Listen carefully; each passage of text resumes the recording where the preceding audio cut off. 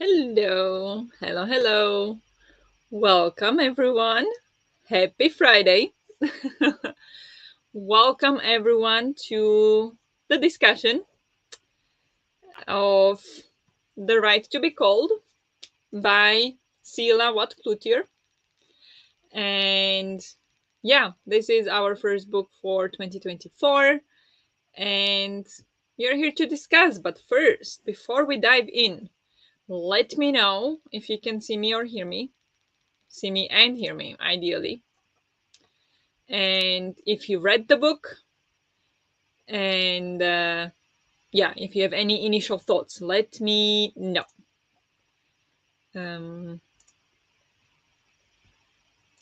Just going to, in the meantime, while the comments come in, there we go. I'm gonna prepare my rating spreadsheet. Okay, how are you all doing? Just watched the author's TED Talk, exactly how I expected her to sound, carry herself. What an amazing human.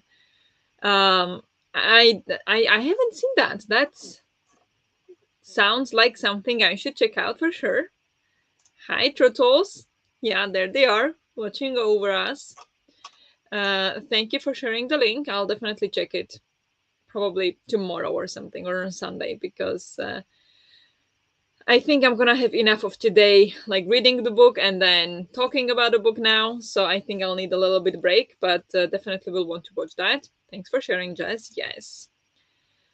Wow, just how did you not need a break after just finishing the book and now the live? Your brain is amazing. I agree. But it's only 2 p.m. here and my brain is just getting started. That's nice. And I wanted to hear her speak. Yeah, I'm interested in that as well. I want to hear how she sounds. Yes, I can see your one hoodie string behind your head. Okay, thank you. But I thought it would be a perfect representation, or like perfect sweater for the live stream, as kind of like, not that I didn't like the book, but my stance against some things that she said in the book. But we'll get to that. We'll get to that. I read until chapter 7, then just flew over the rest to know what it's about. Okay, that's good enough. What is chapter 8? Chapter 8 is A Claim from Outside. Yeah, that was kind of boring. And 9 was, I thought, like that was ruining the book. So you didn't miss anything, honestly. For me, the book ended at chapter 7. Hello, Josephine. I'm just here for the support and to hear your thoughts. Said I could not read the book again this month. No worries. Well, of course, no worries. But yeah, that said that you couldn't read it. Why couldn't you read it? Were you unable to get it, or maybe just didn't fit the schedule? The hoodie is amazing. Thank you. She really just kind of brings it all together in the end.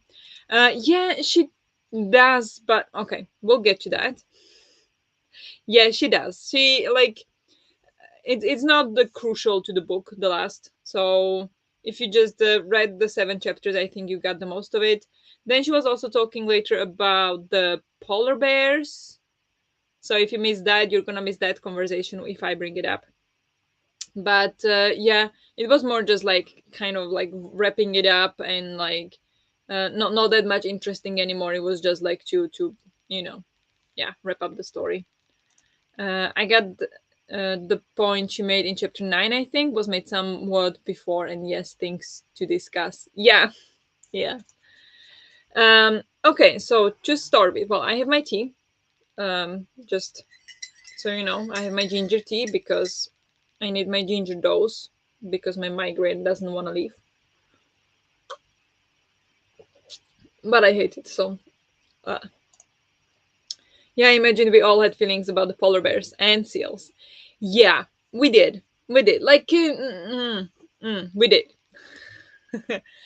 um, but first of all, Right to be Called by Sheila Watt-Cloutier. Sheila Watt-Cloutier, first of all, is Inuit woman. So she was born and grew up in northern Canada, in a village in northern Canada, uh, in the Arctic environment or the Arctic climate. You can see this is probably very much her home, wearing her. I imagine this is the seal black coat that she talks about in the book a couple times. And yeah, the nature. And this is basically her memoir about growing up in the Arctic, introducing the culture of the Inuits or of the specific community she grew up in, um, and their cultures and their traditions, and then her journey through going to a boarding school, um, with other Inuit kids, and that was very interesting. And from there, she moves on to a company or like an organization to help develop a education system for Inuit kids. And from then she just keeps going up and up and up because she has her opinions. She'll say them. She has great ideas. She knows how to talk to people. She knows how to convince people. So it got her places. And that's what the entire book is about, to talking about how she's trying to save basically the Inuit community. It wasn't all that much focused on the climate. I mean, it was part of the focus, but it wasn't because it's not like she wants to save the earth. She just wants to save her community and earth by extension. But that's very many times mentioned. And yeah, I have some opinions there as well. But that's basically what the book is about. It's a very interesting memoir. I think it was very interesting to learn about the culture because I know nothing about the people. And I went to the north of Norway last summer, but I did not meet any like native people there because we were mostly in towns, and then it was mostly people who just like moved in later, and people who live in towns, not the natives who live in the villages. So um, it was very interesting to learn about how they live and work. um, Now my brain is still getting back to reading very slowly, and I didn't want to overwhelm myself with trying to read it after I couldn't finish the one before already. Oh yeah, yeah, yeah, absolutely. Then this is not an easy read. It took forever to read, considering how short the book is. Well, short, 320 pages, but it took forever. It felt like so. Good call, good call. But I'm really interested in her story. Yeah, she has very interesting story. It's definitely one to take your time with if you can. So it's probably good you didn't try to force it. Absolutely. Yeah, that's what I thought after reading your thoughts the last day. For an introvert, she is very good with people. Yeah. I think that could be a trait of introverts. Introverts also like to watch people and analyze people. And that could, yeah, very good at reading people, very good at communicating, especially, I would say. Um, So yeah, that felt like that was the key.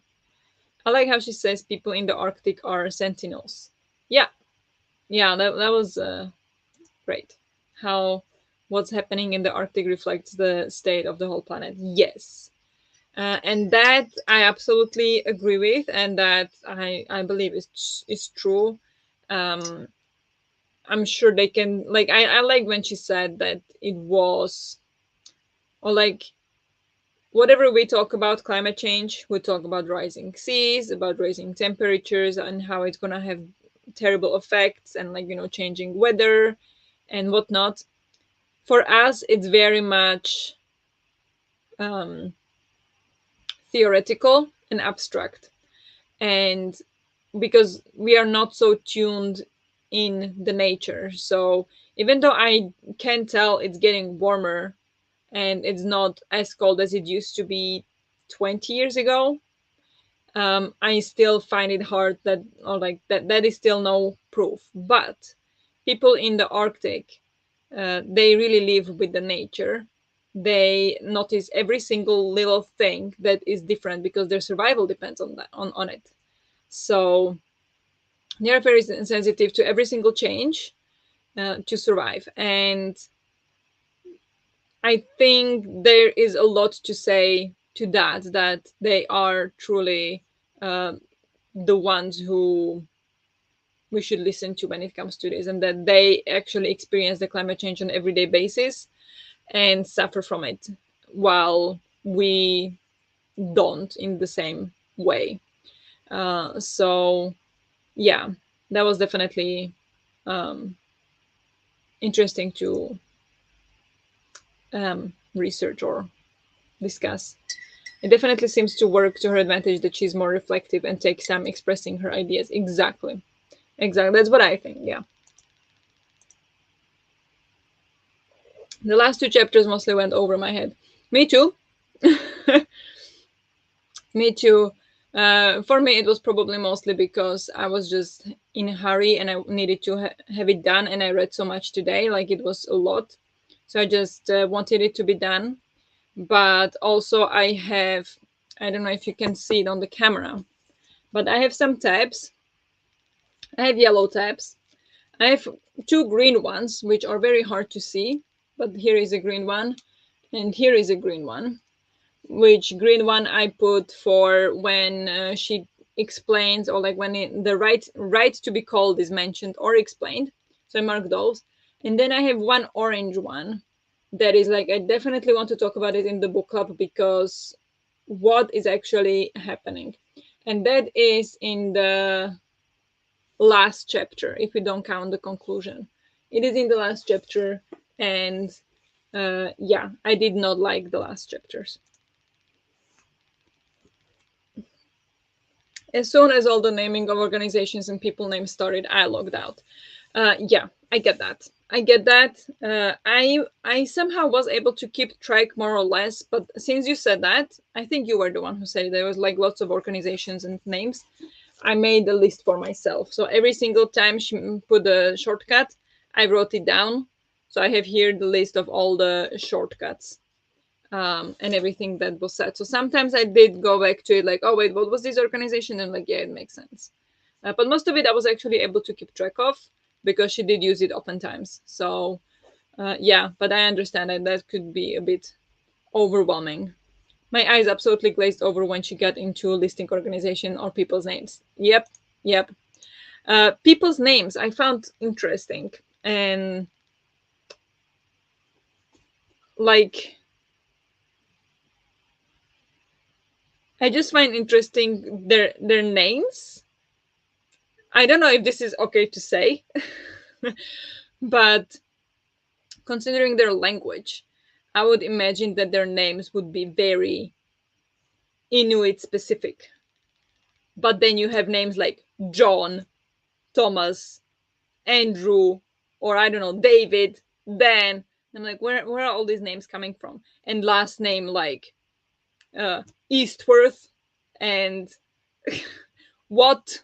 And like, it just felt like, where are all these names coming from? Like, we are talking about how it's such a closed community and so little influences from the south for centuries, but now all the people are named western names, which felt a little strange to me. I was like, where are all the native names?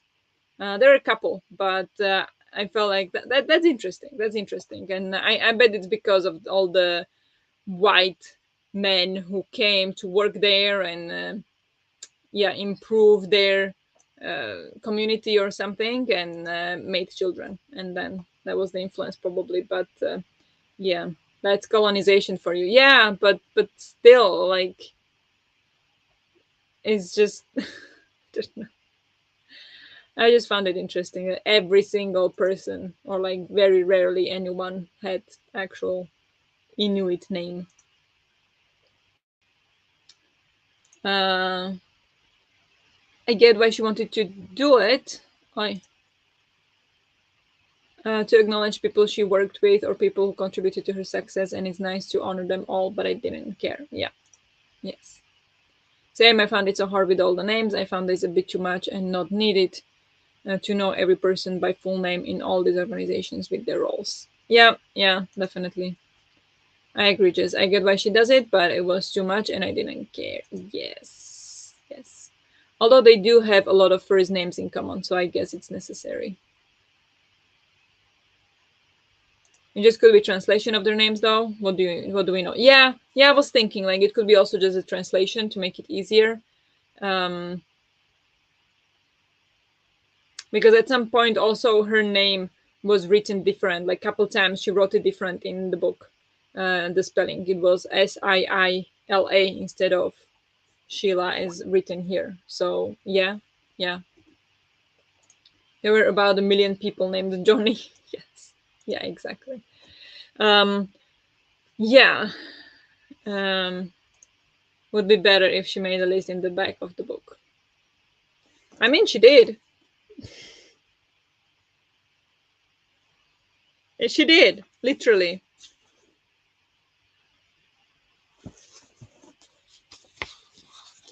Can you see? Every single person she mentioned in the registry is here.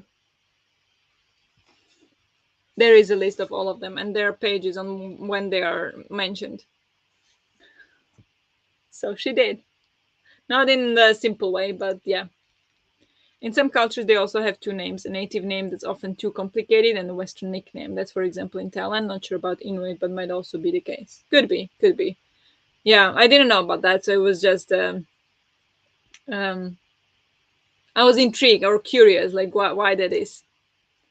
I've known a few people named Mikhail who just went by Mike because it was easier. Yeah, I know. Yeah, and I have a friend when I went to the US with a Czech classmate, and his name is very Czech and very difficult for foreigners to pronounce. And so when we came to the US, he was just like, "Hi, my name is Mike." Not even close. It wasn't like he was a Czech version of Mike. It was completely different, completely. And he was like Mike, and everybody knew him as Mike. So that was funny. So yeah, he also simplified his name to fit the surroundings. So yeah, I get it, but just saying, just a note I had that is great actually. Didn't see the list yet. No, meant more by more by organization. Yes, and and their position and what they did or something. Yeah, like more of a yeah. I gotcha. I know, but I just I was like that actually kind of is like alphabetical list, but yeah, it doesn't really explain anything. It's funny how she specifically says she's not an academic yet has all these references.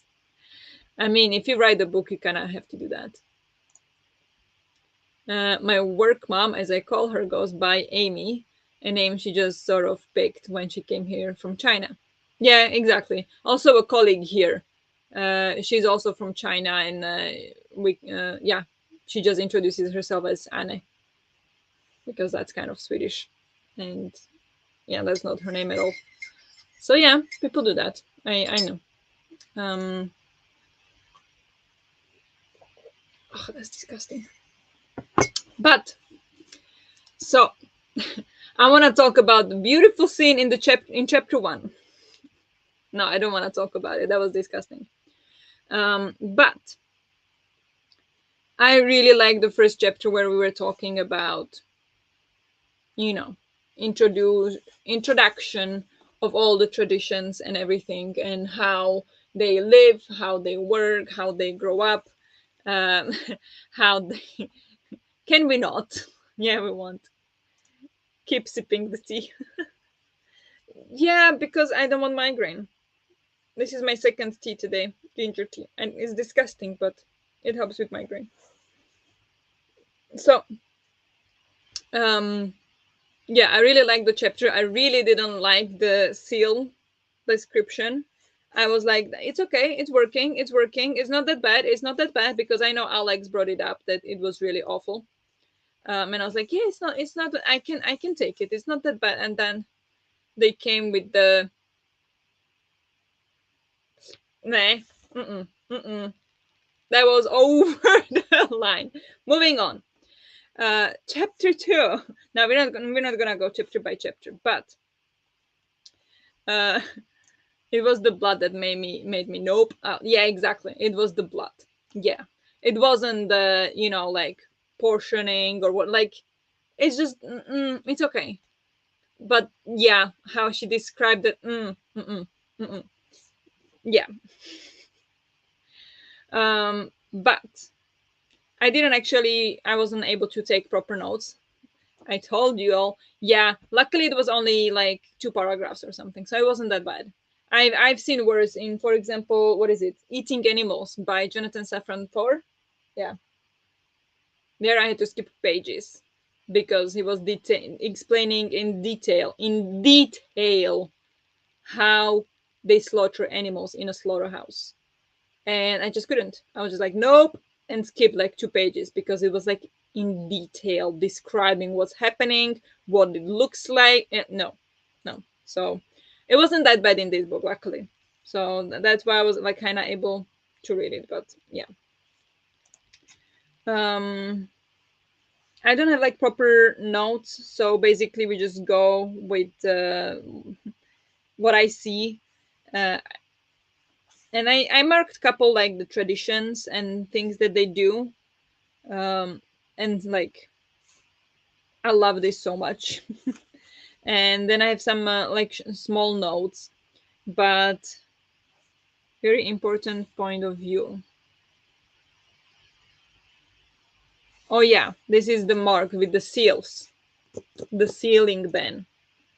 At least it was linked to an important cultural tradition and wasn't trying to be horrifying. Yes, yes. And yeah, so that's why it didn't bother me that much, because yeah, it's just tradition, it's just what they do. That's okay. I mean, I still wouldn't go watch it, I still wouldn't join, but I respect it.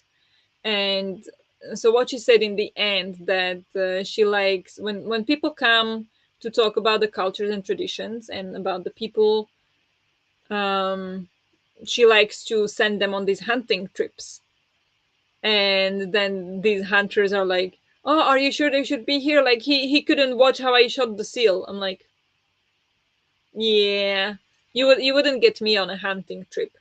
um and it was just like so strange. Like I get it that is the tradition. I don't like how they are condescending to people who don't like it, or how she is condescending to people who don't like it. And then especially when it was like she brought some of the country food to the class when she was teaching at the university. That was in the last chapter, I think. And everybody had some, even the vegetarians had some, like, I don't know, reindeer, or what are they called? She used a different word for reindeer, or whale. I'm like, I doubt vegetarians would eat that. Maybe they were pescatarians and had the fish, but I doubt that the vegetarians would just go, oh, okay, let me have some reindeer. Like, of all the things that I, as a vegan, like, that horrify me, of all the things that horrify me from the meat thing, it's not like, yes, slaughterhouses and pigs and cows, yes, like those being killed. But what horrifies me is like reindeer meat, or moose meat, or kangaroo. Like that's absolutely not. Like, I would rather go back to eating pigs than try a reindeer. No. So I somehow don't believe that, but I underlined lots of things. Fight me, book person purists. Yeah, I mean, I underlined a lot too and took notes, but with pencil, and it's my book, so that's fine. That's what I thought too, Jess. Yeah, it wasn't necessary to even mention. No, no. Interesting. I didn't take it as condescending. I saw it as her saying more like, you don't have to understand our tradition. We just ask that you respect them. Yeah, I didn't get that feeling. I feel like I respect their traditions. I do not think people should hunt for fun, but if they hunt for food, and for clothes that they have to, like people in Arctic, I don't have problem with that. I still don't want to see it. I still don't want to taste the meat, but I will not go there and be like, huh, you shouldn't be eating this. While she, to me, it felt like she was kind of like, um, yeah, everybody needs to go on this hunting trip and see seals being killed to understand what it's like. I'm like, no. Like, it just, yeah, to me, it felt condescending that she thought that people didn't like killing animals. Um, Maybe it's because I hate killing animals so much, but I just don't think it's necessary to be condescending or like to say that it's really not cool if people don't like seeing animals being killed. That's the feeling I got. Also try to remind myself if I'm seeing it from a southern lens, according to her. So what I find objectively disgusting is a sustainable tradition to her. Yeah, absolutely. Yes. Absolutely. And I like I have absolutely no comments on them killing seals and using every single part of them. And that I wouldn't like it. I wouldn't do it. If I was Inuit, I would do it. But I'm not. I live here where I don't have to do it. I don't like people doing it. I don't like watching it. I don't like looking at it. Um, but I will respect it. And I understand that some people need to do that and want to do that for survival. That's okay. I don't have problem with that. I just have problem when they say that it's like people shouldn't be scared of looking or like watching animals die. And then when she was like, yeah, when there is a blood on the ice, I don't see it as death, I see it as life bringing life. I'm like, yeah, I see what you mean, but maybe you could also see what I mean when I say I don't like it. And I feel like she didn't. That's the distinction I'm making, and like that's fine. She's from there. She doesn't understand how I feel. She doesn't understand that I don't want meat and that I don't need meat. That's okay. For her, it's very nostalgic, very ingrained in her. That's what she grew up as, and that's fine. It's comfort food. It's related to all the her family, her history, everything. Like that's okay. But yeah. Anyway, I agree, and I found that disrespectful forcing people. I don't know if disrespectful. The people can still say no. Like I still don't have to go. Like I would not go. I don't have to go if I don't want to. What are they gonna shoot me? No. So, but yeah. I think her being so harsh was a reaction to always being questioned and not understood, like a heavy and repeated misunderstanding needs sometimes a hard voice. So I get why she got there. Yeah, I guess. Um, it just feels like she also talks about like inner work. I feel like that's part where she needs to do some inner work and not get defensive about people not liking animals being killed. Like when she talks about the animal activists uh, banning the seal hunting, and that influenced directly Inuits and what they can do and what they can't do with seals. That I understand, and that I understand she would get defensive and upset about. But I don't understand why she would get upset that people don't like seeing animals being killed. Why she is upset that people are emotional about animals dying. That's like, if I understand her, she should understand me too. If she's trying, but she's not trying. Like falling into the other extreme, kind of. Yeah, the forcing part isn't cool, but I don't think she was forcing anyone. I don't think she was forcing them.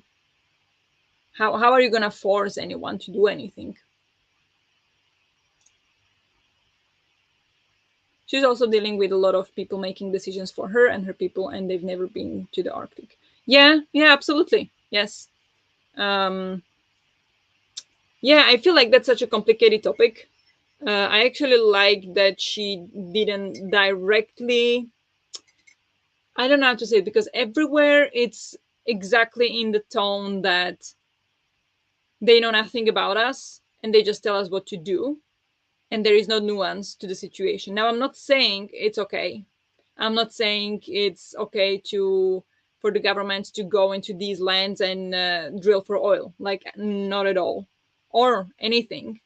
But I like how she kind of put the other side of it, or like she tried to understand that she never put them as the villains. She kind of just tried to like they actually did help us in the beginning, and then it just got a little out of hand, and yeah, now it's not good. And like they never wanted, like they never had malicious intent. They thought they were helping us, they just didn't understand. So now we have to make them understand, and I like that point of view, that it wasn't like, oh, they're trying to hurt us, they're trying to get rid of us. Like she had the point of view that they just don't understand us, and I really like that actually. I think this book really hit me talking about the human connection to climate change, because a lot of it seems so big picture, and she tried to make it more personal. Yes. I think that works. I know it wouldn't work on everyone as well. It wouldn't work on everyone. I know there are very cynical people who would not care, who will care more about the animals than the people. Because why should I care about them? They don't care about me. Kind of. I'm not saying I'm like that. I'm not like that. But I know there are people like that. And I know people like that. So there is also a reason why they use animals for these like posters rather than people. Um, because first of all, we don't know much about them, we don't understand them, but also it's like it's their problem. I'm not saying that, but I know people who think that way, and I can see where they're coming from, especially if they're, for example, struggling in their life. So you could see it in different ways. Again, different things work for different people, but I agree with you. I think it does work for politicians especially, and for these big names and big organizations. It works more when you involve people, because people have rights. So then you need to follow some law. So I think that's also kind of like part of it, that it's like connected to human rights. So there is more pressure and more consequences if they ignore it.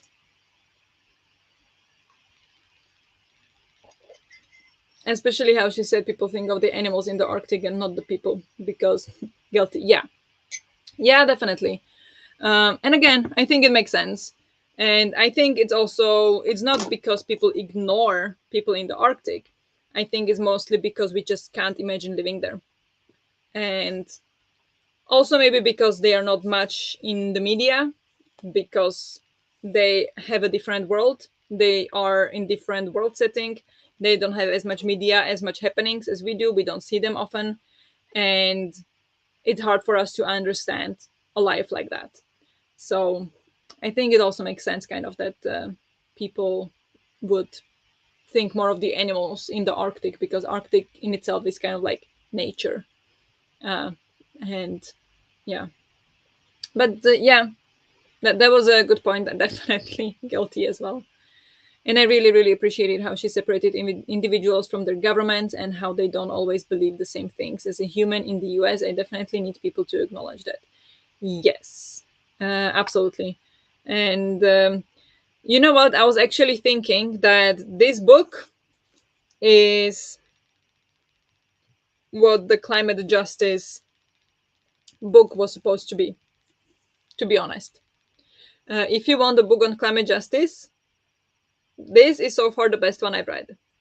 And it never really, like, it mentions justice like twice in the whole book. And it does it in such a friendly way. Like, yeah, I did say that she was kind of condescending, but she was like mostly with the not wanting animals killed, which for her comes very naturally. So that's just completely different worlds, completely different points of view. It's okay. um Still, like, amazing climate justice book, I would say. Yes, that hit me too. Never thought of that this way, and it made me think. In my head, imagining the Arctic, there was only nature, no people, for sure. Yes, yeah.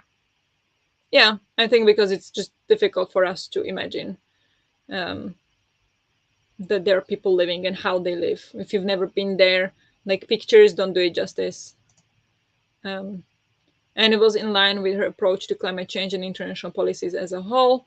I might not always agree with her, but I respect that she's practicing what she preaches, if you will. Yeah, absolutely. I 100% agree with you there. Yes. That's what I thought while reading it, even though I didn't read the climate justice one. But somehow I felt like this talked quite a lot about it. Yeah, it did talk about it a lot. It felt like more than half of it was about climate justice without talking about climate justice. So yeah, it was great. Like acknowledging the harm and the good done by people, because we are complex beings and people forget that sometimes when politics are involved. Yes.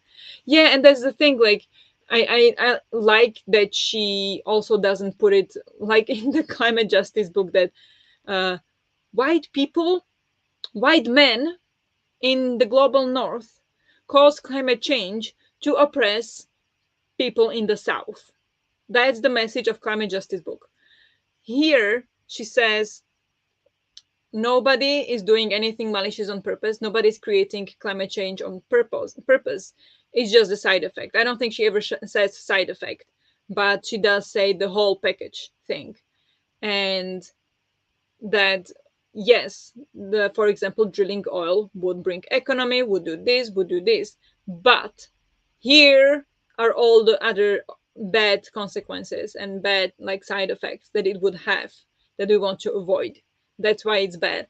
And I think that's such an important message because it's not very often talked about, and it's not very often talked about that like when talking about climate change, because lots of activists are talking about or like are trying to stop these activities, and they're trying to convince people that these activities are bad, but at the same time we do need those activities, we just need to limit them or something like that. So I really appreciate that she never portrayed it as like, oh, this Canadian government is trying to get rid of us, or this Canadian or like I don't know, the US is trying to get rid of it. No, she was like they're focusing on their own economy, they're focusing on their own people, and we just don't fall into that category. So we need to try to make them understand that we matter too. And I love that so much. I really love that. Don't read it, Natalie. No, I know, I won't. This was a much more gentle approach. Yes. Yeah. Yeah. Now that is the book, honestly. The whole book is that. So don't read it. It's bad. It's bad. If you read this, much better climate justice book. Um, Speaking of that, though, when I already brought up the drilling, I that's the part where I marked orange. I need to talk about this, and I need to see if you guys agree with me, because I wrote here. You know my how my notes get when I get upset. So in this last chapter, this is the ninth chapter, Citizens of the World. Here is where it started to feel slightly repetitive, and like didn't we just spend the entire book talking about why it's bad, and now you say that maybe we should do it? It just, ugh, sorry, didn't add up to me. And then I have here, stop asking over and over when you know the answer. Because she's like, but should we be doing this when drilling oil did this and this and this in Amazon, and this and this in Ecuador, and this in Alaska, and this in Mexico, and this in Iceland? Why do we think it's going to be different in Arctic? And she does, like, she goes like 4 pages this kind of writing, and I'm like, just stop asking and get to the point. I was like, come on. And then on the next page I have hypocrites much. When she was talking about um yeah, the full package, and The whole book she talks about how awful the POPs are and how they are harming the Arctics and it's ruining their culture and their traditions. And then about the climate change. But now, drilling oil. In 95% of situations, there was some catastrophe after that. But let's do it. Now, I understand where they're coming from because this actually would bring them some kind of benefit for some time at least, while the other things don't bring them any benefits, only the side effects.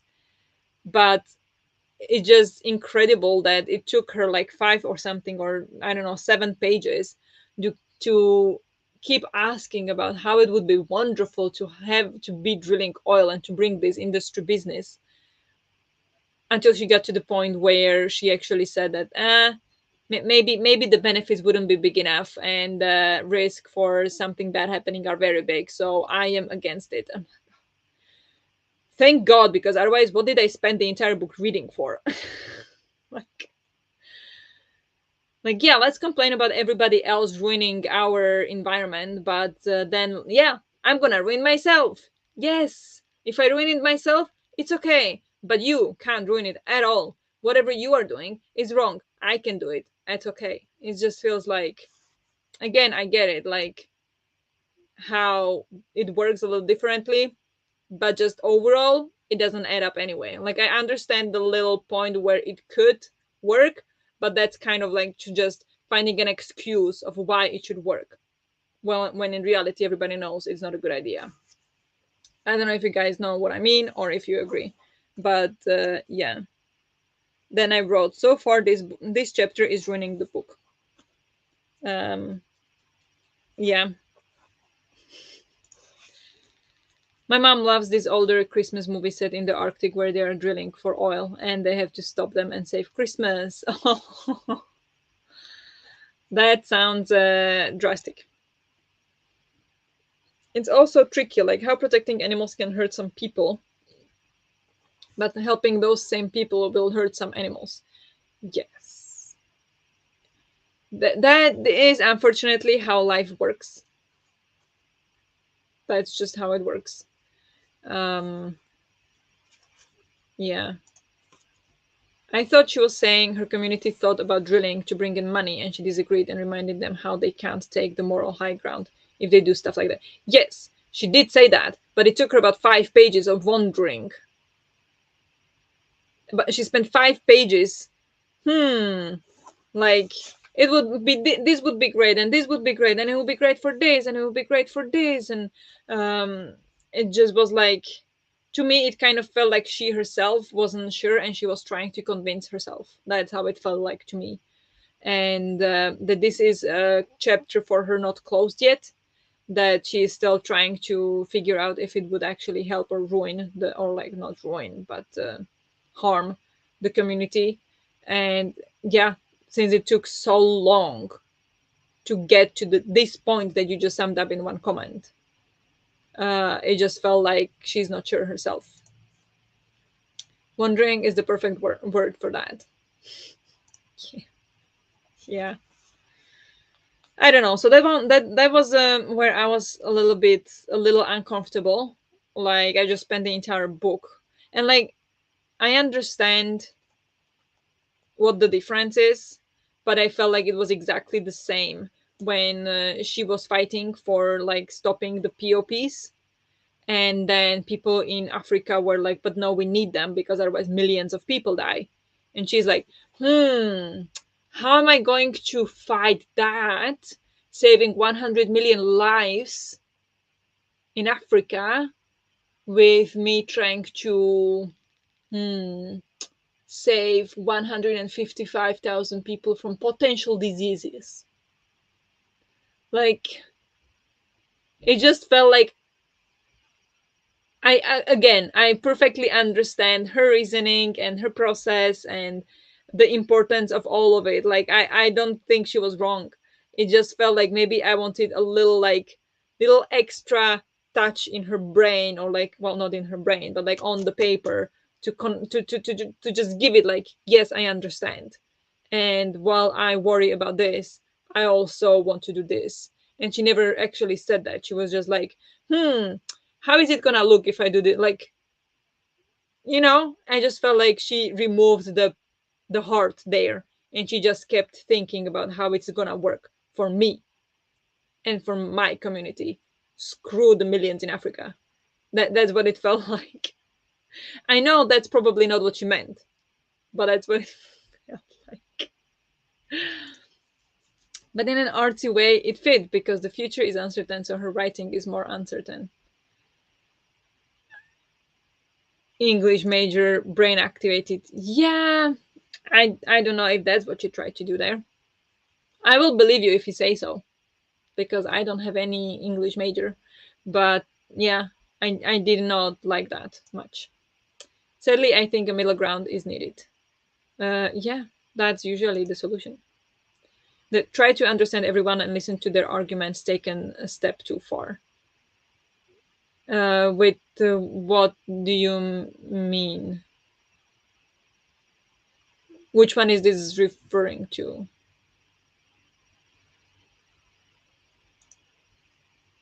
Like, it's true, and so many people find it hard to compromise via policies and laws, etc. Yep. Yeah, that's the thing. Everybody just wants money. It's all about the money. I will say what made me uncomfortable was the way she spoke about addiction, especially alcohol, and especially when she first brought it up. Um,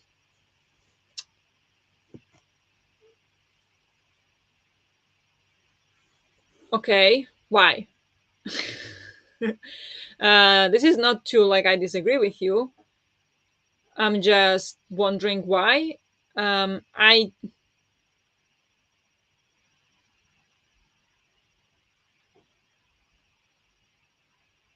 I'm trying to think of like I think like all the other things that bothered me and didn't bother you. This is the opposite way. It didn't bother me and it bothered you. So that's interesting. It didn't bother me the way she said.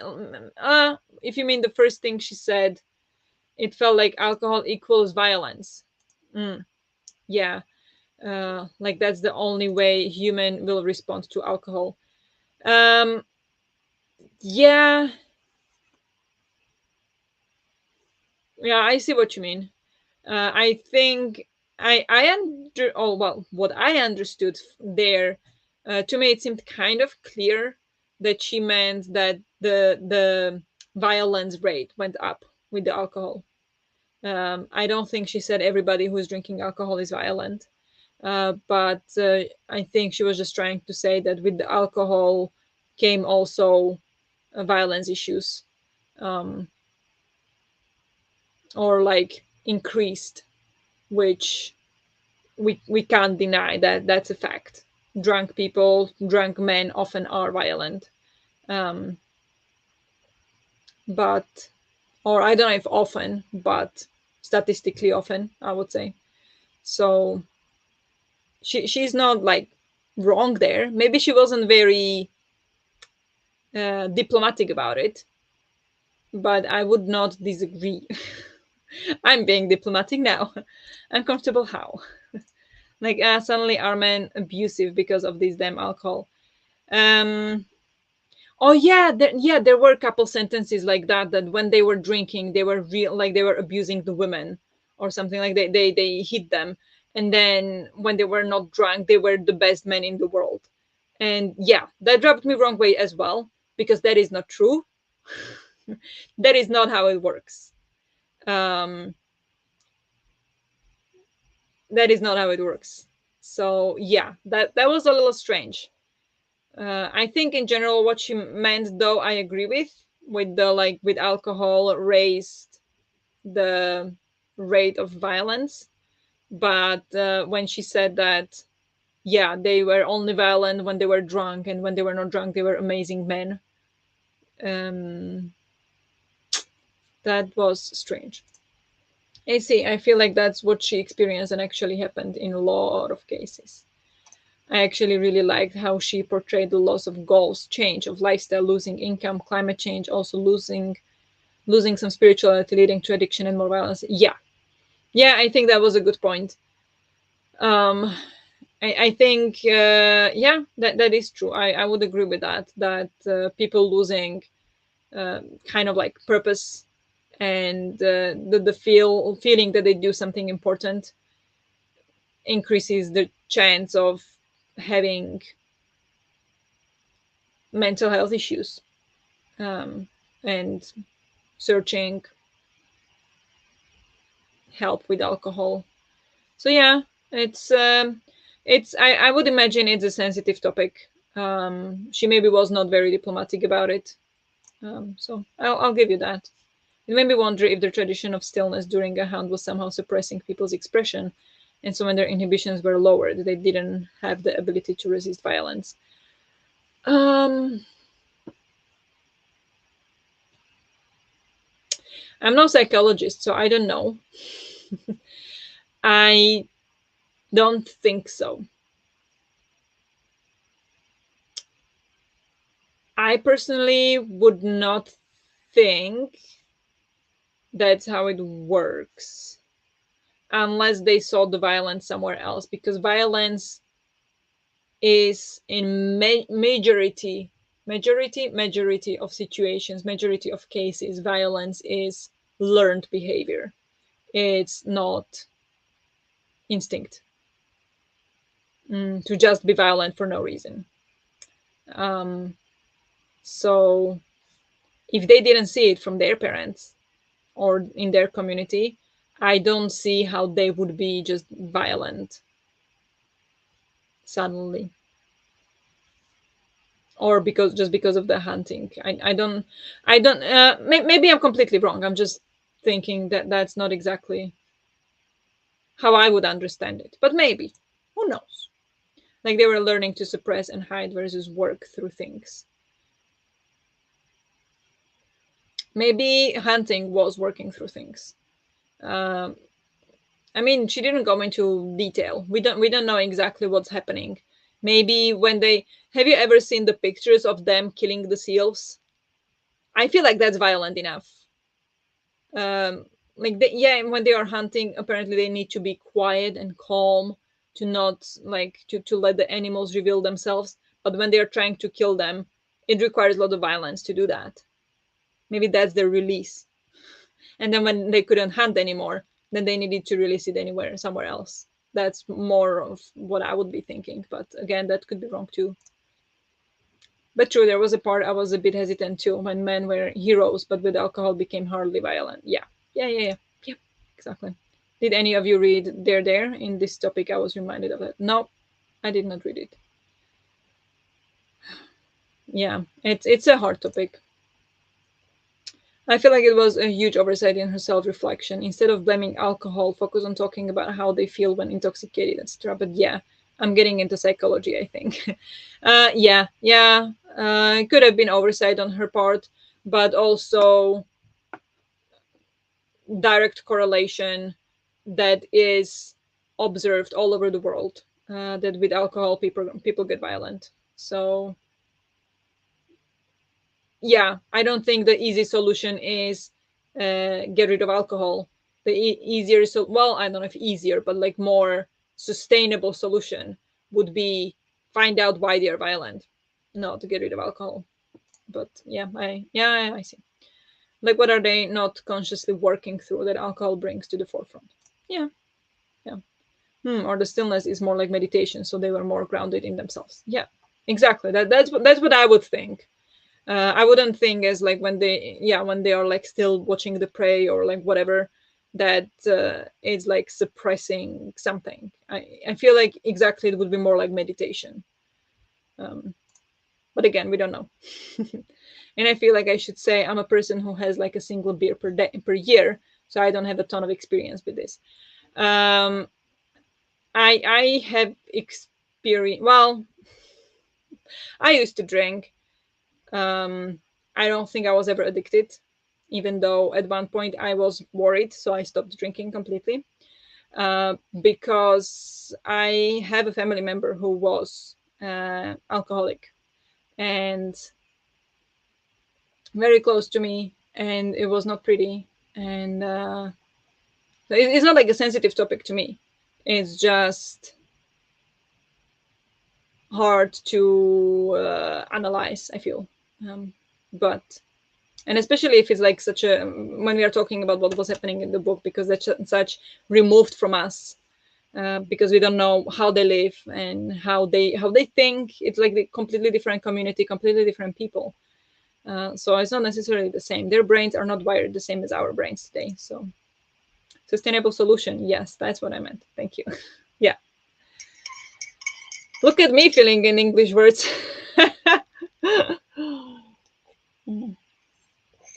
Oh god, that's disgusting. I'll say that with every sip. It's awful.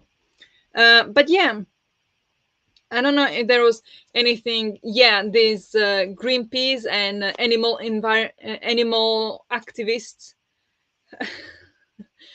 harming the Inuits because banning seal hunting and the giving or like making polar bears endangered species. Poor Inuits. What will they do now that they can't hunt polar bears, even though they never hunted polar bears? I did not understand that one bit, how that's harming them whatsoever. Um, were they ever killing polar bears? They were not killing polar bears for food or for fur or for anything. Like, why do they care if polar bears are protected or not? That kind of rubbed me the wrong way. Seals, I get it. I understand. I still stand on the side where why they banned the commercial seal hunting. Uh, and apparently there is, according to the book, there is an exception to like Inuits hunting seals. So what's the problem? There was something about people, tourists coming and shooting the polar bears because now they're endangered species. That doesn't make sense to me. I don't know how that works, but it doesn't make sense to me. And why should it bother the Inuits that now tourists are coming and shooting polar bears? The Inuits are not doing anything with polar bears from from anything she said in the book. So that I don't understand. That's a thing I liked. Speaking of meditation and grounding, there are a lot of interesting things about connection with the earth and spirit and such, but also I think they had Christianity as well. Yeah, yeah, a little bit Christianity, but I did like that. I did not like when she was talking about how she found her inner peace. I felt like that was so artificial and so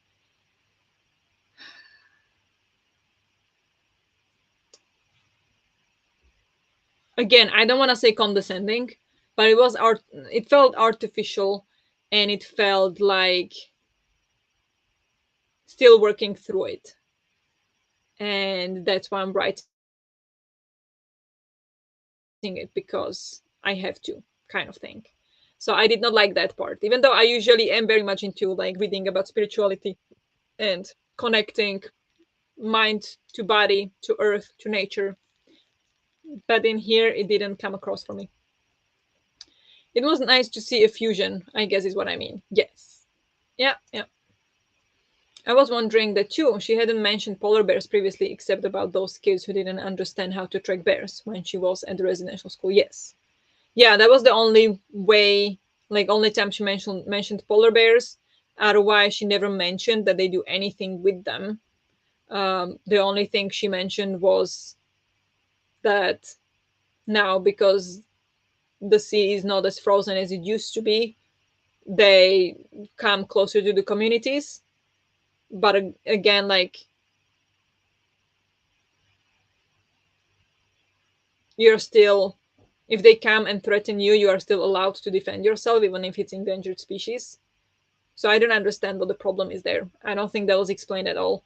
The seal hunting, also, I'm not sure about the reason there, why she was upset about that when there was clearly exception for Inuit people hunting seals for food. So I don't know. That was strange. I didn't get the polar bear one, but I got the one with the seals with the Beatles guy. Yes, to stop the hunting for only fashion, but I just never really thought about the impact such a message had. Yeah, I did not understand it. Like how they, how they might still be allowed to hunt them because of an added sentence, but everyone condemns them for it, even though they need it for food. Was an interesting thought. Yeah, and there again it comes to her defensiveness. Maybe you guys disagree. That's okay. That's fine. This is my opinion, and that she is again getting defensive about people not liking animals being killed. And again, wherever that comes from, if she's waking up to the, or not waking, that's a wrong phrase for the situation. If she is um, coming to the idea that maybe killing animals is not right, or maybe she doesn't like it that much anymore, even though she praises it the entire book, maybe she's just being defensive about it, that now I'm not allowed to do it and people are telling me not to do it, so she feels attacked because she has to, because it's a tradition.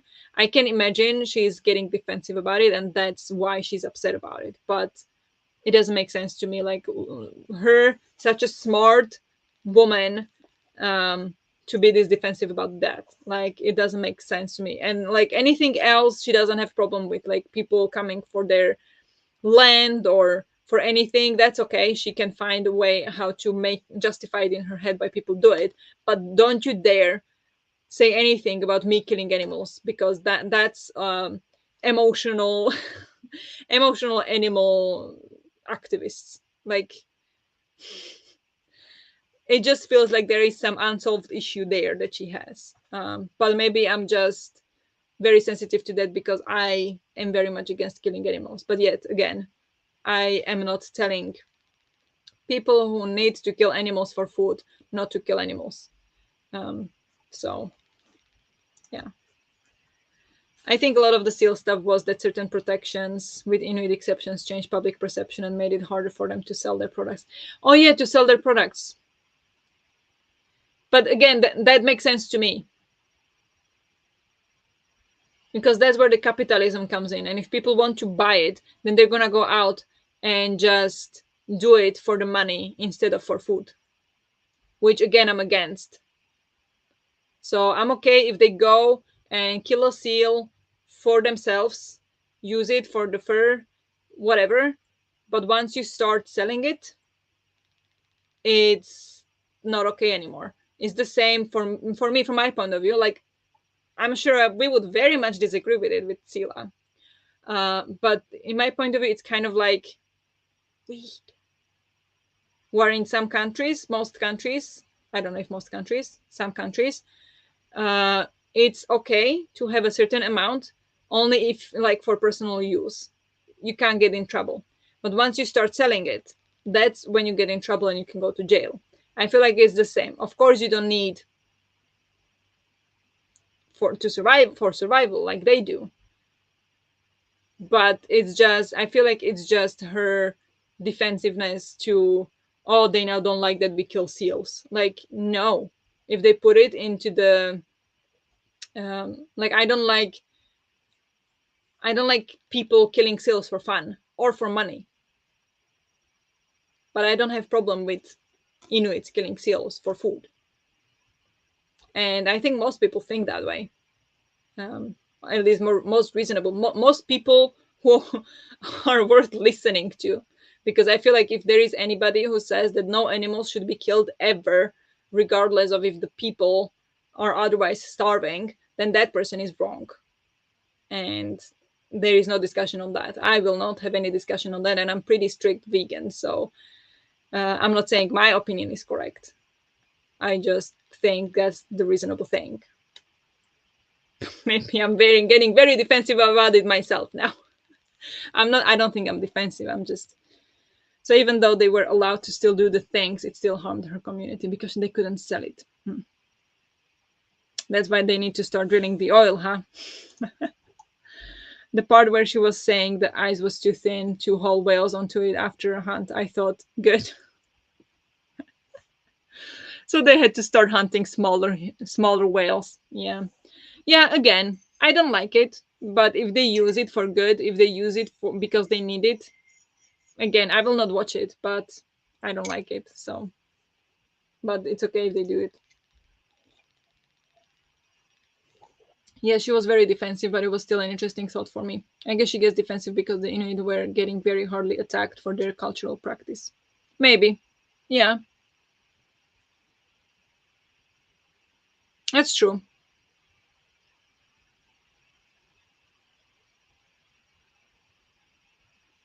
Maybe. I guess this tackles a part of the book I felt a bit unsure about. Her point of view always puts people before nature. Even though it's about climate, she wants to save the Arctic for the people.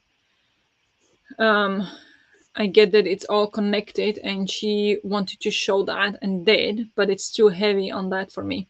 So much climate justice with too little care for nature for itself. Yes, oh my gosh, yes. This exactly was what I was thinking as well. Is that at I understand everything she was saying. I appreciate how much I learned about the Inuits, and I think that their land should be protected and their traditions should be protected. Like, yes, I agree with everything like that. But at some point, it got to a point. It got to a point where I felt like she's just now being selfish, just talking about saving her community. And she doesn't really care about the nature. She doesn't care about anything else. She only cares about her own community. And then, oh, you know what? You know how I'm going to make it stick in the world? Is if I say, if you protect my community, that means we protect the entire earth. So it feels like pretending to do good for very selfish reasons. Um, Again, I don't think that's what she is doing, but she was really nailing on, hammering on it hard. So that's what it started to look like at some point. But maybe I'm just a bit too sensitive. But you seem to feel similarly, so maybe not. Also, for people living with more access to things, don't know how we would react if we lived in places where survival is so important and morally trickier. Yes, no, that's fine. Um, yeah, absolutely. Like that's why I never judge these people for hunting or whatever. Um, I just feel like she did so much inner work. Entire chapter was dedicated to inner work, and then she gets defensive about polar bears being endangered species now, classified as endangered species. Like that just doesn't make sense to me. That's all I'm saying. I feel like, hey, not everything circles around people. It's not all for us. At least make that point somewhere. Yeah, I did feel the same. Um,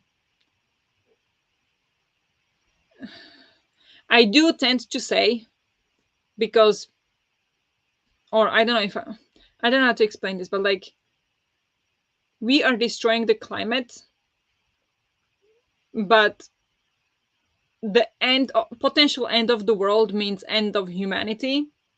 The Earth will take a break and will come back stronger. I believe. I believe we're not gonna kill Earth. She's just gonna do her own thing after after we are gone. But we are still killing so many innocent animals that didn't do anything to deserve it, and they die the most horrible deaths. And while I understand why we put people ahead of animals when we talk about climate, I just feel more sorry for the animals because people understand what's happening. They can do something about it. Arrogant of me to say they can move.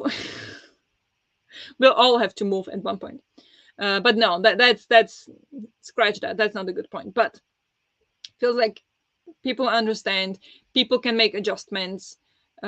People can adapt easier. While animals don't understand and they just suffer for something that they contributed to 0%. And yeah, so in that way I also feel sorry for animals, but it's like a balance. But yeah, I see your point, but I also see her point. So much of people concerned with animal rights is because animals can't speak to us and tell us what they need like people can, and she definitely overlooked that perspective. Yes, I agree. It was made to the point that she seemed like she didn't care about the earth. I don't think she's doing that either, but that came across in the book. Yeah, 100%. Yes. Or like she's advocating for people who are capable of advocating for themselves if necessary, whereas animals can't communicate it to us. Yes, exactly. Exactly. They can't elect the polar bear representative to ask them to stop hunting them, please and thank you. Exactly. Also, can we talk about how much flying she? Oh my gosh, yes. I was thinking every time. Yeah, I went to the COP conference in Johannesburg. Then I went to Buenos Aires. Then I went to Iceland. And it's like, my woman, you do realize that you flying everywhere and telling people not to heat up your planet, not to heat up Arctic, you are emitting a lot of the stuff that is heating up your Arctic. Do you realize that? I don't think she did. And if she did, she very conveniently did not address that. Yes. What should I tell you guys? It's so I think we can say we have very conflicting opinions. I think it's a precious book. I think it's very important book, but I think it has a serious mistakes. I think it should have been edited better. If she had editor, it needed to be edited a little better. Um, the opinions she have, that's fine. Like that's not what I'm talking about. Like if she wanna complain about the polar bears and about the seal ban, like sure, that's she can complain about it. I disagree with it, but okay. There should have been some editing to make sure that she doesn't come across as arrogant and selfish. That's what I want to say. Because I don't think she is, but she does cross like that at some point. Every single time I thought that, I mean, if she really did make a bigger impact, but it would have been nicer for her to at least mentioning the ones. Yes. Yeah. Yeah. Then like people in the Arctic aren't contributing. My dude, you are. Yes. Yeah. Every time she talked about flying, I was like, oh, Barbara is going to have opinions. I did not yet to bring it up. Yeah, yeah, exactly. I do have opinions. I do have opinions. Yes, overall, it hit some very important and interesting points that were made. But yes, some editing in how she came across and also in how she wrote the book, pacing, timeline. Yes. Yeah. Should we go through Copile? Do we want to do that? Give ratings for each aspect and then find out what it comes out as. I don't think there was anything else I really wanted to talk about. There's plenty of things I marked, but I'm not going to go through every single one of them. Beautiful story of when Mandela met Inuits. Oh yeah. Oh yeah, and you guys, when I was crying, do you want to know which part I was crying at?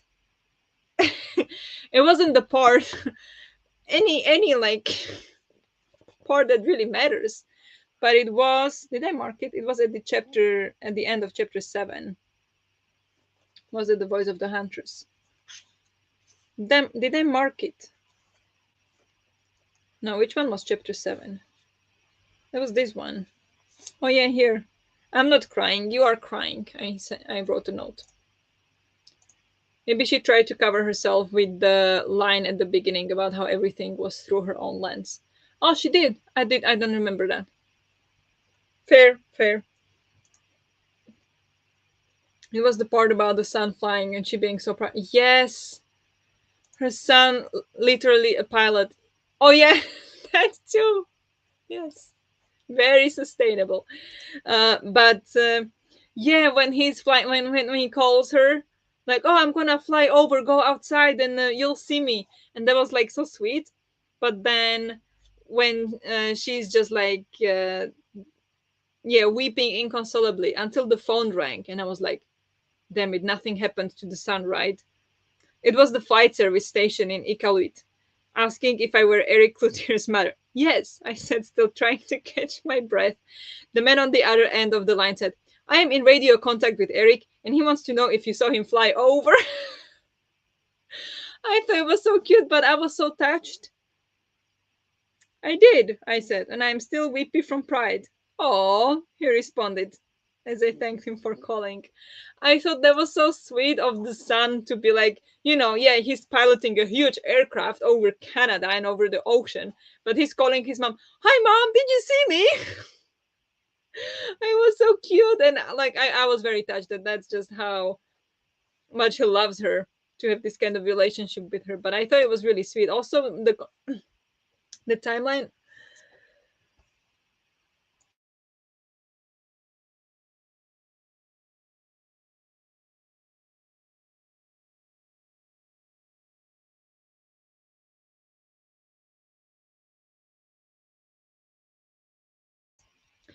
Sorry. um yeah, that they have this I don't know, Ginger got stuck. Oh yeah, the timeline that she just came back to the town, right?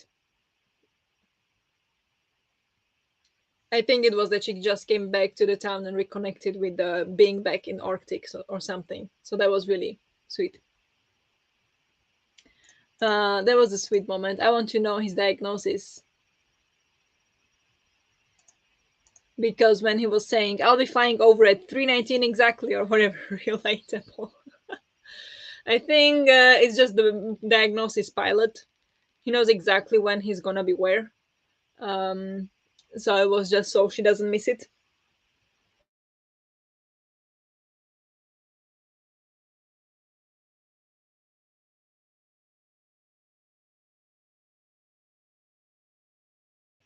Maps. So yeah, I was so scared. Can you see me? Can you hear me? I hope you can. Seems to be a Wi-Fi issue. But I see a comment coming in, so I hope you can see me. I was so scared he got into an accident for a moment. Yeah, yeah, me too. She said something about getting him through high school and the process of getting him tested and diagnosed. Oh yeah, yeah, yeah, yeah. I close it. Yeah, that's true.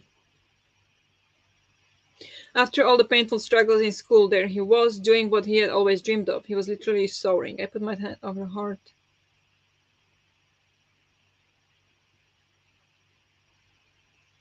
Huh. Okay, it's not in this page, but yeah. Okay, you can see me good. I'm just curious for personal reasons. Yeah, yeah, yeah.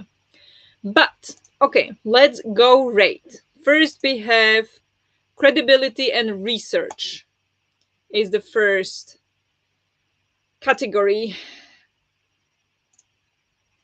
What do we think of credibility and research? Does the book feel trustworthy? Is the source material based on the individual experience or research? And in case of the latter, does it report the findings in an unbiased manner, or does it feel like it's selectively choosing points to push a certain agenda? Is the material referenced and made easy to find? Is analysis inclusive when it comes to different demographics? Um, that's a tricky one. I kind of loved how she was willing to admit the amount of time overwhelming emotions made her weep. Yeah, I thought that was very nice to be like, yeah, I'm this strong woman and I did weep. So yeah, as someone who struggles with expressing emotions, yes, absolutely. I mean, nine, it's partially a memoir, so it has to be biased, right? Oh, it's yeah, it's partially a memoir. It is a memoir, so it is biased. But I mean, you are supposed to rate it for whatever it is. So if it's a memoir, you're not gonna rate it lower because it's a memoir. But yeah, I would say um, I would say it was pretty accurate. I mean, she was right in the center of everything happening, and yeah, credibility.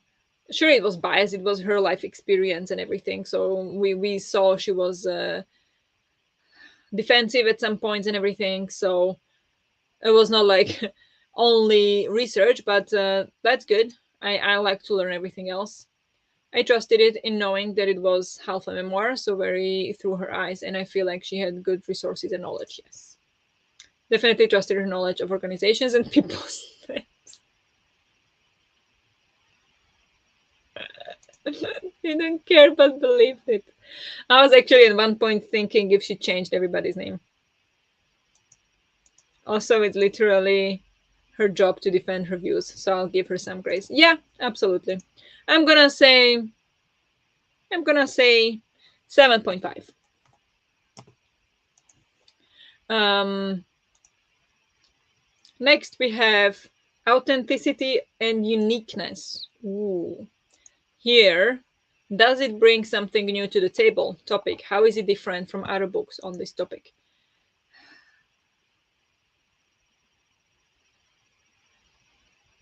It is 100% different from anything else I read. I thought this was a great book. Right, I just remembered that Josephine suggested this book for the book club because I didn't have it and Josephine suggested it. And then Josephine didn't even end up reading it, which is sad. Hopefully she'll get to it one day.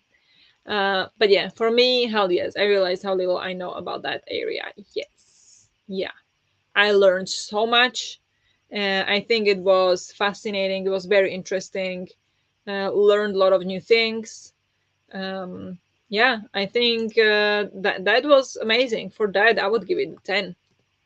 I think that was great. Um, for me, it had some new topics. Yes. For me, it was a new topic that it's bad thing that polar bears are now classified as endangered species. Whatever. Thank you, Josephine. If you're still here, come back to this live. Yes. Yes. Um, okay, next up, we have writing. Ooh, this can get spicy. Was the writing overly complicated or accessible? Did you enjoy the way the author chose to present the topic? Was the writing too dry? Also, didn't need the seal scene, but it was new to me. Yeah, didn't need this. I think it had a value in the book. Honestly, I think it had a big value in the book. I did. I think I would, I don't know if appreciate, but maybe understand the passion for their culture and traditions a little bit less if that scene wasn't there or if it wasn't so explicit.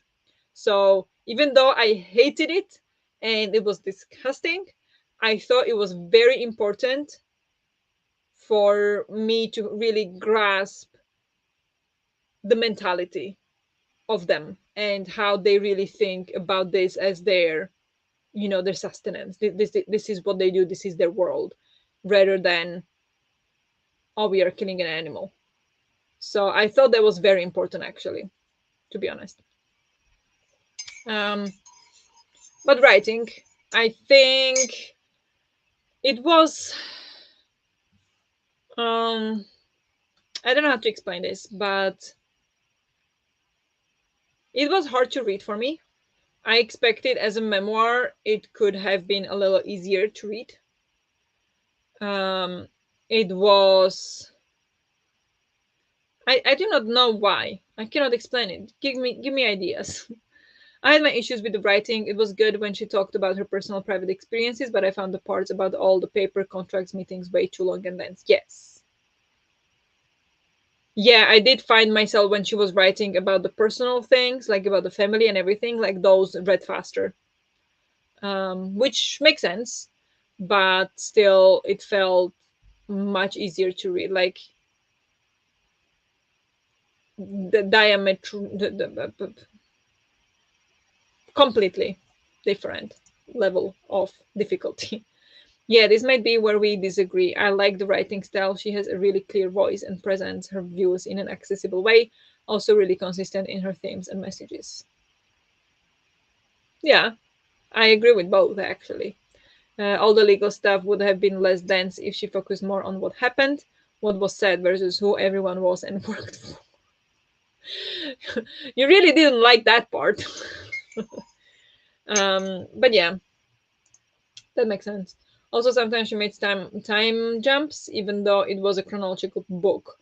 For example, foreshadowing her mother's and sister's death, and then 2 chapters later talking about it. Um, yeah, I didn't have problem with that actually. I thought it worked. I didn't like then when she jumped, when it felt like everything was happening and she was dealing with everything. Then we got the chapter where she is dealing with his father's death 10 years ago, and that just felt like completely removed from the story. I would have preferred if she incorporated it, like, oh, while I was going through this, or while we were working on this happened. As she did it with other things. So I think that was my like kind of where I was like, but I don't want to go back 10 years again. Like just yes, I made a note the first time she mentioned losing her sister, and I thought I'd missed something, but she didn't discuss it until later. Yeah, in that point, thought I think I understood that she would come back to it later. I think she said it, but yeah, I'm not sure.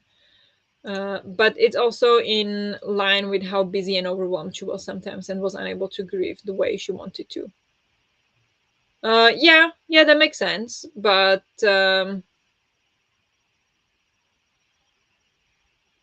okay, I see. But I still didn't like it. It makes sense, but I did not like it. So for writing, I'm gonna give, I think, like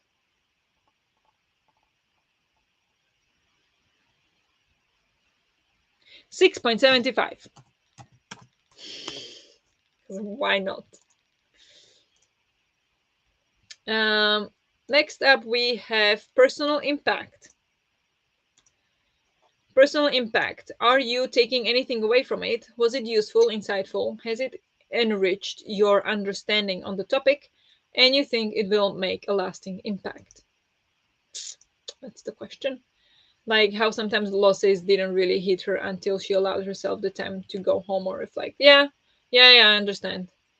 So in that way, it makes more sense to address things like at once, because that way we as readers are able to understand better what's happening than if she said that, oh, I found out my father died, and then 50 pages later she would be okay, now I was processing it. So I understand, but it still didn't work for me. I think I still didn't like it.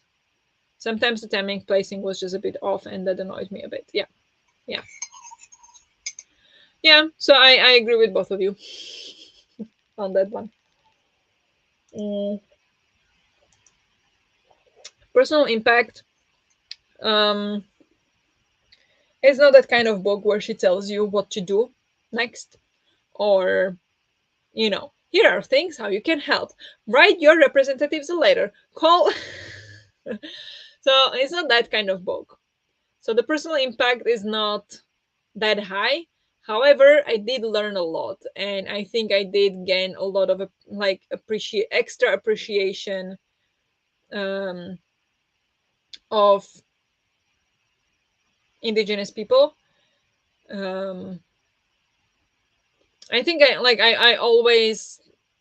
never understood why people would go and damage their land, or would go and try to pretend like their land is now mine. And like, I never understood that.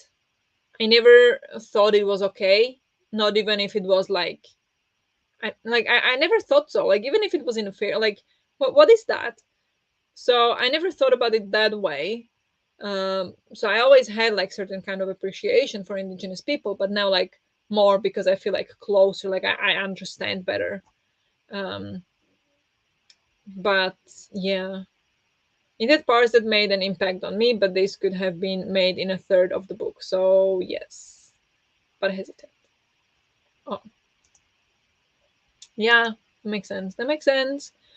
I think for personal impact, I'm gonna say like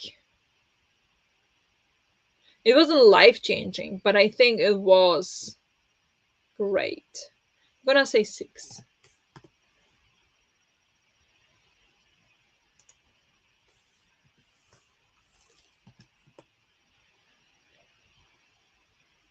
6.5.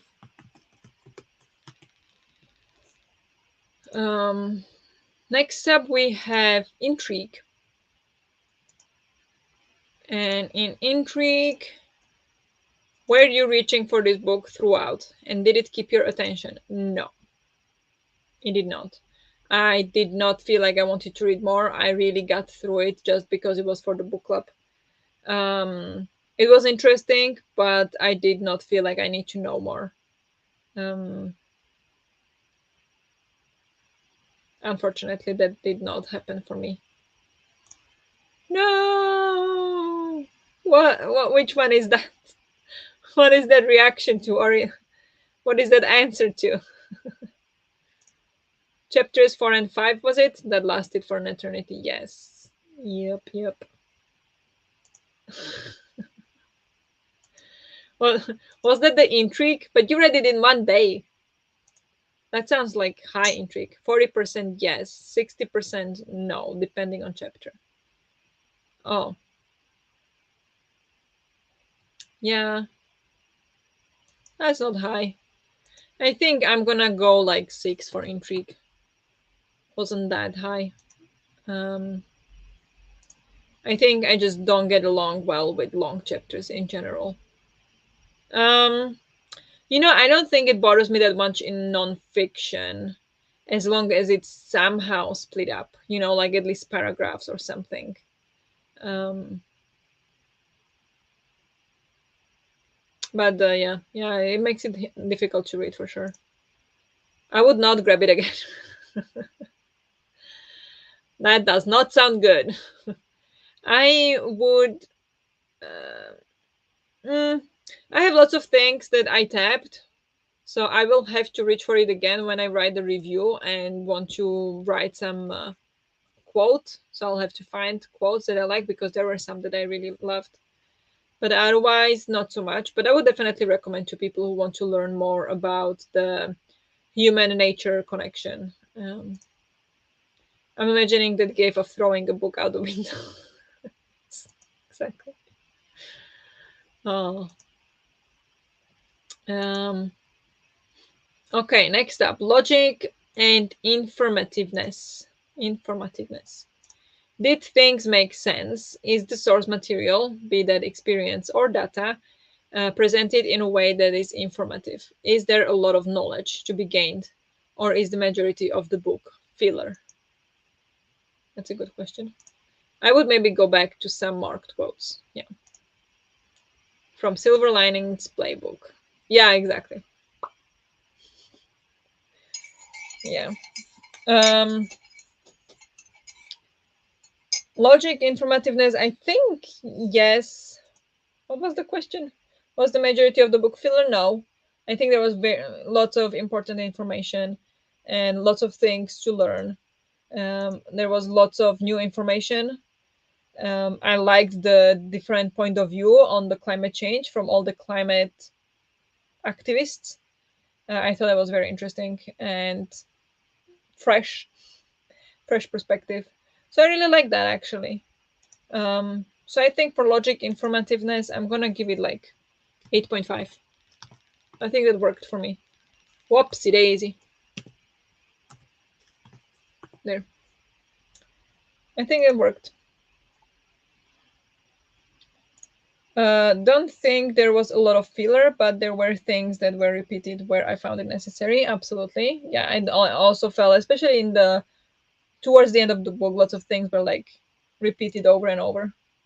You were busy physically bracing to take another sip of tea.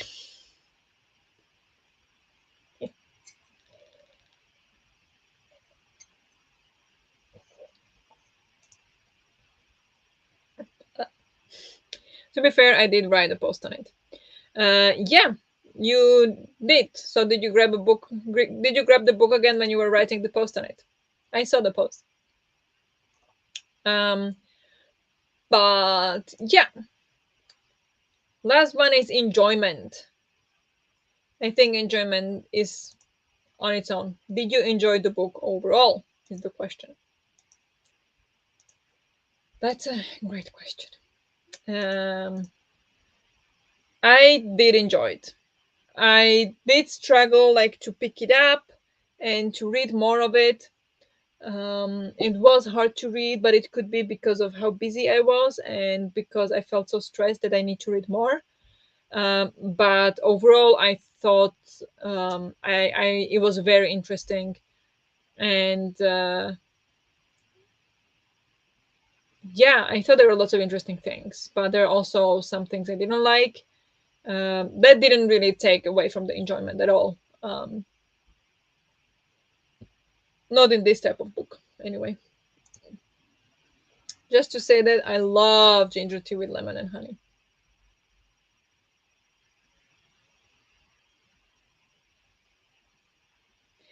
What kind of ginger do you use though? Do you use like ginger powder or is it like a tea bag ginger tea with lemon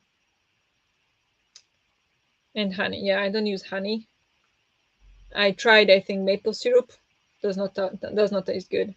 So I only have ginger, like ginger powder, hot water, and lemon, like fresh lemon squeezed. Uh, and yeah, I hate ginger, so not for me. Yeah, she definitely needs to water it down somehow. Dilute, that's the word I couldn't find. Yes, that's a hard one. Let's just say I enjoyed half of it, so that's a 5. I really enjoyed learning about her life. Yes. Oh, true, vegan. Yep.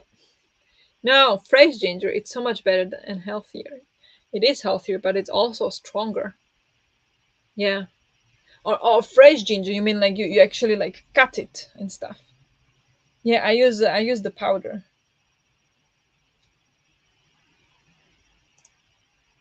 No, I went straight into writing.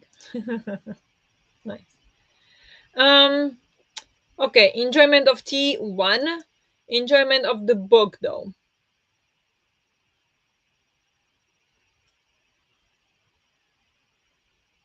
7. I think is good. I think 7.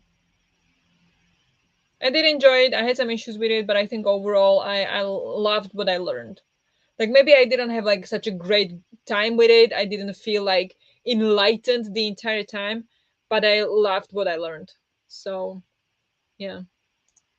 Yes, I cut it. Okay. All right. And then threw the book out the window. Exactly. Straight to the writing. Yeah. So for me, the rating came out as 4, right in the middle of 4. Um,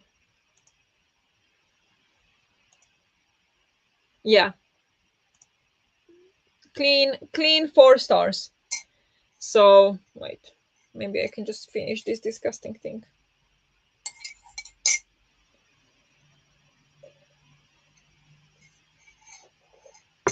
Ugh. I would recommend it to others though. Yeah, I would too. So don't throw it out the window, or maybe do. Somebody will find it and read it. But yeah, so this turns out to be a 4 star for me. I think that's an accurate rating. There were some things I didn't like about it, but mostly I very much appreciated it, and I think I will remember it dearly in a way that I learned so much about Inuits who I had no idea about, and I appreciate the fresh point of view where you are not just blaming everyone for everything, you are just trying to bridge the gap, and I really like that. So I figured 4 as well. Yeah, Natalie, you like 3, I expect. Didn't sound like you loved it that much. I gave it 4 too. Nice. Yeah. Okay. What I have left to say. I feel like she wanted too much with the book. Memoir with personal, intimate topics, history, book of papers, discussions, or nonfiction about climate justice. True, true. It was all like it was a memoir, but it didn't feel really like memoir. It felt more like a nonfiction about climate change. So, or partially. So yeah, I agree with you. I agree with you. I guess it will be a 3 or 3.5. That's what I would guess for you. Absolutely something that will stick with me. Yes. Yeah, especially the lovely seal scene. You're welcome. But with that being said, let me introduce to you. I mean, you all know. But if you don't know, and the subtitle was misleading. Oh yeah, it was misleading. One woman's fight to protect the Arctic and save the planet from climate change. Yeah, it was only to protect the Arctic. The second half of it, no, nothing with that at all. Wait, was anyone else pissed when they cut her out of the Nobel Prize?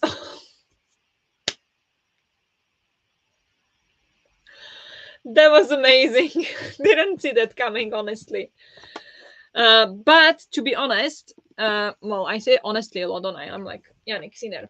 Um, but I think, or like what I was thinking, like it doesn't make any sense why were they nominated together. They did not work together. So maybe it makes sense that she was cut out of it. Um, I love how gracefully she took the loss, but it makes sense that they split them in two because they did not work together. They just kind of worked on the same thing, but not together. So it doesn't make sense that they should win one prize together. But yeah, I don't know. I think I would need to know more information about that. But yeah, that was that was unexpected. It needed better editing. Yeah, I think so. It actually reminded me quite much of whale nonfiction I read earlier this year. So not everything was that new. Okay. Yeah, that definitely can influence the experience from a book. Absolutely. So totally fair. Yes, I liked how she said it was a win anyway because it brought awareness. Yeah, I just remember that part. Yeah, I'll remember probably other parts as well as I go through the tabs, but maybe I'll message it in the Discord channel. But yeah, that was funny. But next book.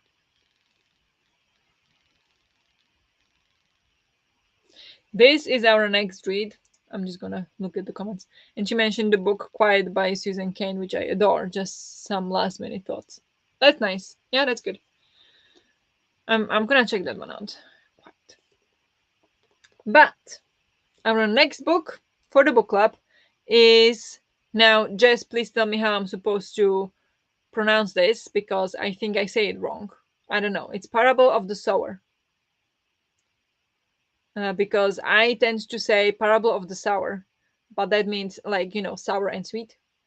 So I think I said wrong. So I say now Parable of the Sower, which also could be wrong. But Octavia E. Butler, which is a very popular author, people still read her, so is a very popular author of mostly sci-fi. I love that when you started, yeah, this is actually set in the future, so it is um, Britain. Yeah, when was it written? I love this. This is gonna be so cool. The book is written, published in 1993. I was 2 years old when this book came out. And then, what year are we in? Do you ask? What year? This year. So we're gonna see how much she predicted of what's happening. That's going to be exciting. I'm really curious. Yee Why do I sound like Cabo? I don't know. I'm so excited for this one. Wanted to read this for forever and never had. Yes. It also has a second book. So if you love it, we can organize a buddy read for the second one. I think it has only 2 books, right? But yeah, I'm really excited. Parable of the Sower. I'm excited for all of you to read it. Oh, you read it? Okay, that's exciting. I think it's like sewer, as in someone who sews.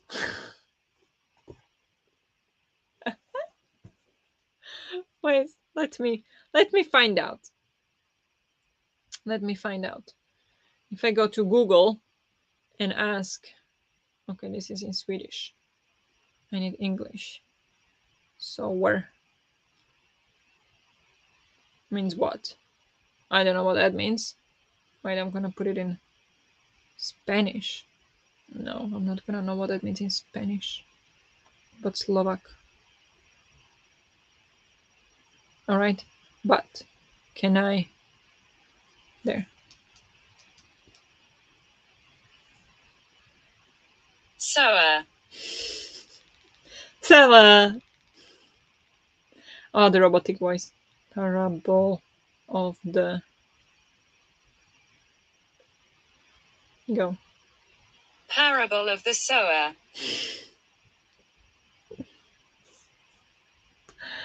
Oh gosh. And a series, yes. Sci-fi authors overall predict scary amount of things. Yes. I'm excited to finally read her. You never read anything from her? Ooh, exciting if that's the first book. I've read one book by her. Yes, two. Okay. Uh like if you sow, you are a sower. Pronounced the same. Okay. But by pronouncing everything 100% like I would and having the same confusion. Yeah, because if you just write sewer, it's a sewer. It's like, like disposal of liquids is sewer. But you meant sour. Oh my gosh. So, get rid of that British accent. That sounds nothing like yours. Parable of the sower. Parable of the sower. Parable of the sower. As I say all the time, English is unnecessarily difficult. English is easy. English is easy. There's the pronunciation sometimes. I think English pronunciation is a little bit extra. Like not English, but like British English pronunciation, or like the English from England is a little extra. I feel like American one is comfortable, like it just flows. But the British one, parable of the sower. I'll by the time we actually have the book club, I will learn how to pronounce it in an American way. Okay, I'll eliminate the British English band. Okay, anyway, this is our book for next time. So I hope to read this in April and have a chat in the beginning of May. And yeah, we can discuss again. I will set up a channel on the Discord. I will probably again won't get to it until April, until closer to the uh, discussion, as always, like 2 days before. And yeah, I think that's that. You definitely speak more American sounding English. Yes, yes, I do. I do. I learned from American TV shows, not British TV shows. So yeah, even though we are taught British English in school, but American is just easier. It feels more natural to me. And I honestly, I'll be honest, and this will be, some people might not like this, but I feel like non British people who have British accents, non British people who don't live in Britain and have British accents are cringe. It just sounds so weird. Like, it just sounds like they're trying so hard and you just can tell that they are not British. And it just sounds weird to me. I never heard a foreigner speaking British English that it would sound good, honestly, unless they lived in Britain for many years. Then, of course, it's possible. But yes, yes, thank you. Oh, boo, so far away in May. Yes, it's far away. 2 months. Let's all wait until 3 days before the live and read it under too much pressure again. Yes, it's a deal. It's a deal. It's a plan. Except for random words, like when G randomly sounds Scottish. I love that. Oh yeah, yeah, that's great.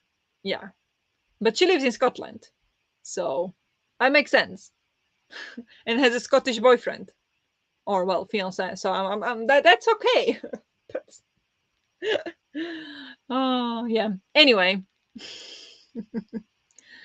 It's the ooh words. Like what? My favorite British sentence or like phrase is bottle of water. Bottle of water. Bottle of water. I don't know how to say that. Bottle of water. Sounds so weird. Um, and then I love the TikTok when they, or like the video where they say, like, in English, you don't pronunciate the T. So you say, uh, oh, what was it? I don't know. There was some word, and like you don't say the T in it. You don't say, I don't know. Um, oh, I don't know what it was, but it was some word, and it was like, yeah, it sounds better. Like, let's say you don't say often, you say often, for example, right? That's not the word I used. So like you don't pronounce the T. And then the other guy was like, okay, uh, and then teeth. So e tattoo. Ooh, it's so stupid, but it's so funny. Bottle of water. I love your salty opinions. Thank you. I'm just laughing. I'm judging, but like I don't know how I sound. Like maybe my accent sounds hilarious too. And if you laugh at it, then I'm gonna be offended. But I'm also gonna laugh at other people. So it's okay. It's all good fun. It's all good fun. Once, oh my god, you guys, cringe. Last thing I wanna say. Well, not last thing, but like last story. When I was in the US and I was hanging out with friends, and we were like American friends. Everybody was American. We are having a party and we were playing some game, and it was like um, a card game. And if there is some card or something, you somebody creates a rule. So, for example, you need to say, um, I don't know, you need to ask, or like you only can speak in questions, or you have to say poop after every sentence, stuff like that. And then somebody was said to another guy like, oh, now you're gonna speak in Russian accent. And I'm like, okay. And he did really well. And then I was like, yeah, that sounds really good. And then they turned to me, and or like this guy turned to me and he was like, why don't you try American accent?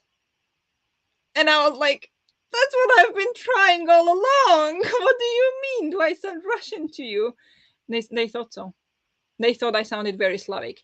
To be fair, my English then was much, much worse than it is now. But I don't think I sound Russian. So I was very offended, actually. I did not act offended, but I was like, do I sound Russian? That's terrible.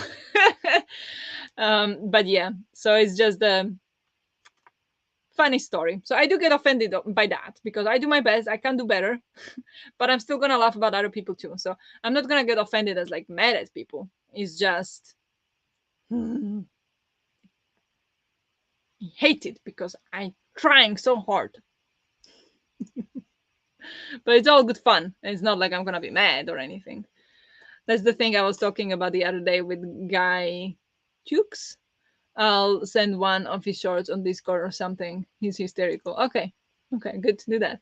I mean, like double U words in most Scottish accents are super pronounced. Oh, yeah. Yeah, yeah. Book. I just love accents in general. It's so interesting how people pick things up, but I can't imagine ever losing my accent no matter where I live. Yeah, you would think that, but it's easier than you think. It's easier than you think, honestly. Uh-oh. I know that one. Is that King's College was a long time ago.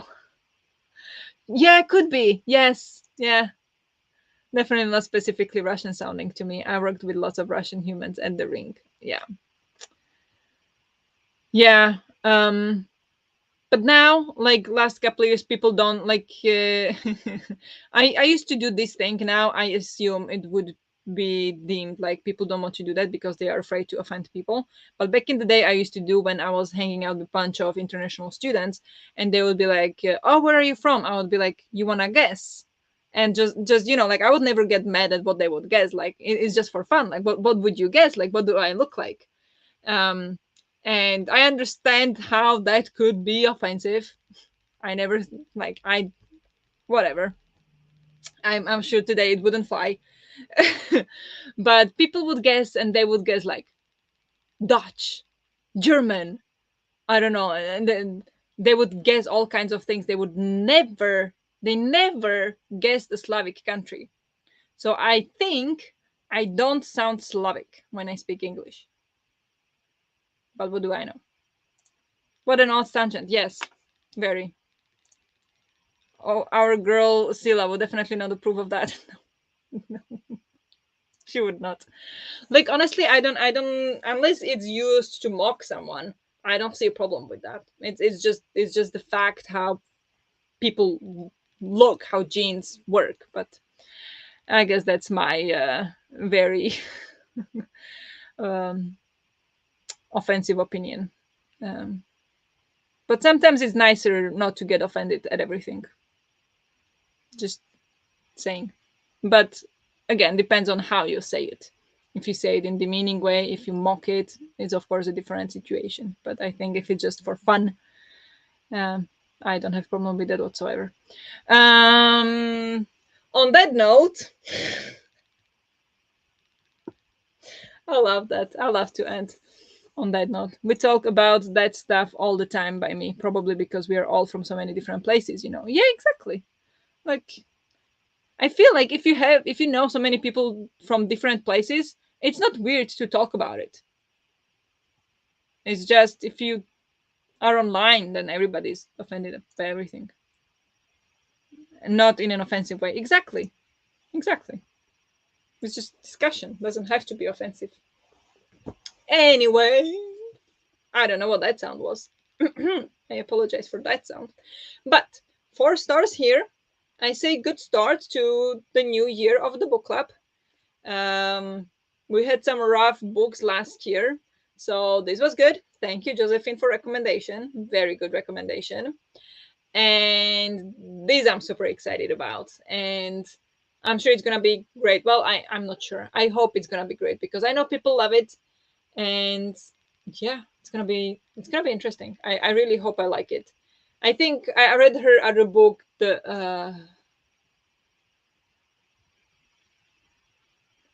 I read another book from her, the Kindred, the Kindred. Yeah, I read that, and it didn't live up to the hype, but I did have a good time with it. So I like her writing. It works fine. So I think this is gonna be great too. So with that, I think we can wrap it up. That was quite some tangent, wasn't it? I hope people don't hate me now. Now I'll see a downgrade of subscribers. That's okay. It's fine. We're just joking here. Okay. Thank you very much, everyone, for reading the book with me, hanging out with me, discussing, whether it was on Discord or it was in this live show. It's always fun to discuss. We had some opposing opinions, which is always fun. I always like that. It makes me uncomfortable, but there is no reason for that. So it makes me, I would say, grow into my opinions too. So it's very good for me. So thank you very much for the discussion today. It was very interesting. It was very long, 2 hours. That's the longest one we've had so far. Um, and yeah, thank you. That was fun. I'm glad you had fun. Thank you to everyone else who read the book this time. Yeah. So many people read this time. I'm really excited about that. And yeah, so have a great weekend or great evening. Have a good night, depending on where you are. Have a great weekend. And I'll see you on Tuesday in the sprints and on the Discord, of course. So, yeah, thank you guys for being here. Thank you for reading the book with me, and I'll see you in the next one. Bye, guys.